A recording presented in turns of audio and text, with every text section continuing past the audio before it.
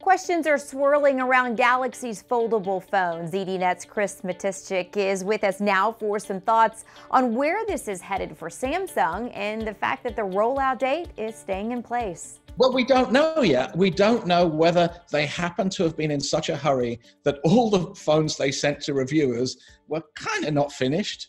And especially as what they're saying is we're still going ahead with the launch of the phone on April 26th, right? So we're talking like next week.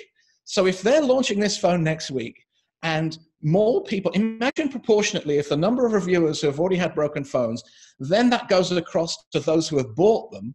So imagine that, 30% or whatever it is of people who buy the Fold end up with an unfolding Fold. It's not going to look good. So, Chris, Samsung is known to hit the market first with new technology, while Apple tends to wait a while. So, do you think this may be proving to be a good strategy on Apple's part? To bring out a phone that actually splits in two, or one side of it flashes and the other side doesn't. And to me, it just shows Samsung's desperation to be first. They did an ad like a couple of years ago when the iPhone X came out that boasted about how Apple had always been second or third or fourth. Samsung had always been first, and Samsung was this innovator, and Apple was this sad, sad man who'd never get the girl. And that was actually in the ad. And you sort of go, well, okay, but Apple's done quite well. And by the way, Samsung, your Note 7 actually blew up not once, but twice because you took it off the market. You said it was fine. You put it back on the market and boom, it blew up all over again.